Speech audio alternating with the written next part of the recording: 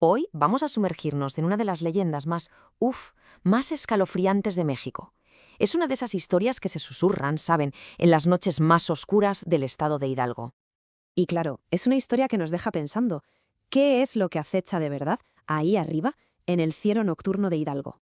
Bueno, pues para entender todo esto, lo primero es lo primero. Tenemos que meternos de lleno en la leyenda de la bruja. A ver, según el folclore de allí, una bruja no es la típica hechicera que nos imaginamos. No, no, es algo mucho más siniestro. Se trata de una mujer que, cuando la noche es más cerrada, pasa por una transformación que es terrorífica. Se convierte en un guajolote, que es una especie de pavo, pero con un detalle espeluznante. Le falta una pierna. ¿Y su objetivo? Su objetivo es de auténtica pesadilla.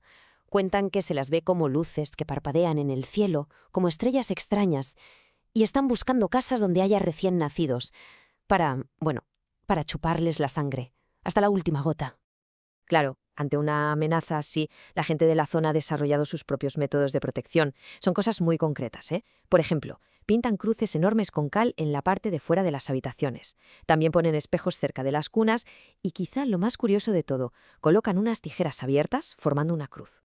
Pero bueno, todo esto no se queda solo en una leyenda general, ¿eh? La cosa va más allá.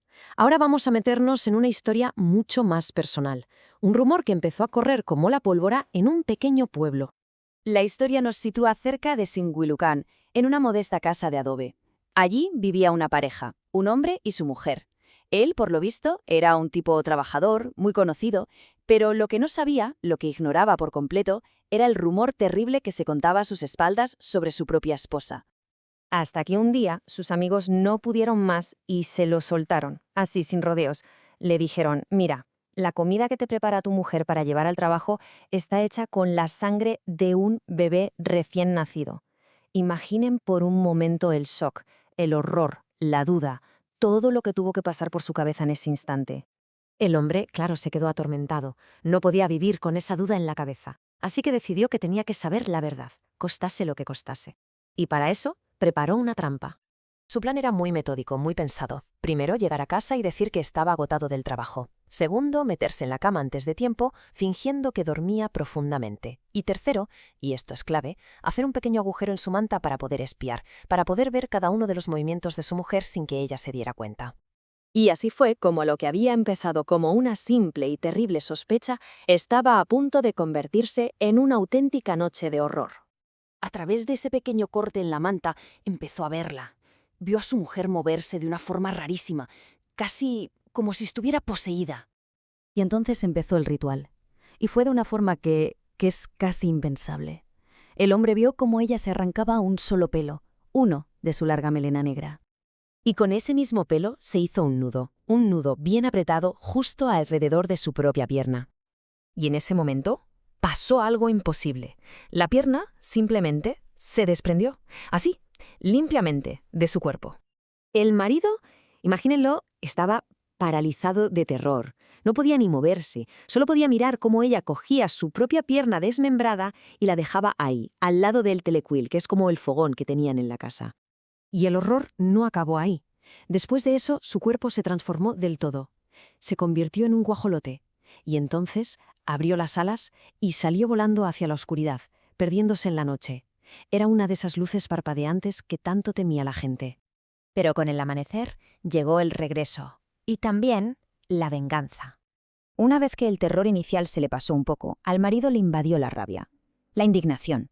Así que, mientras su mujer estaba fuera, fue hasta el fuego, cogió la pierna que ella había dejado y en un acto de pura furia la tiró a las llamas.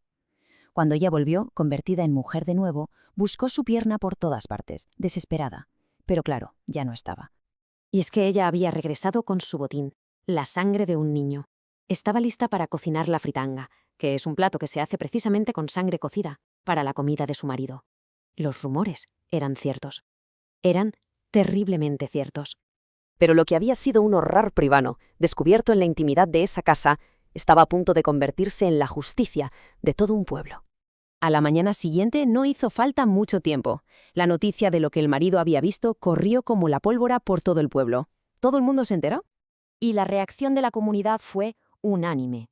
Y fue brutal. Se unieron todos, la sacaron a rastras hasta el centro del pueblo y allí mismo la quemaron, en una hoguera hecha con leña verde. Esta historia, que ha pasado de abuelos a nietos, nos deja con una pregunta que da que pensar. ¿Cuántas historias como estas siguen vivas en la memoria de un pueblo? Porque al final no son solo cuentos para dar miedo, son relatos que dan forma a los temores de una comunidad, que refuerzan sus tradiciones y, sobre todo, que nos recuerdan el increíble poder que una historia puede llegar a tener.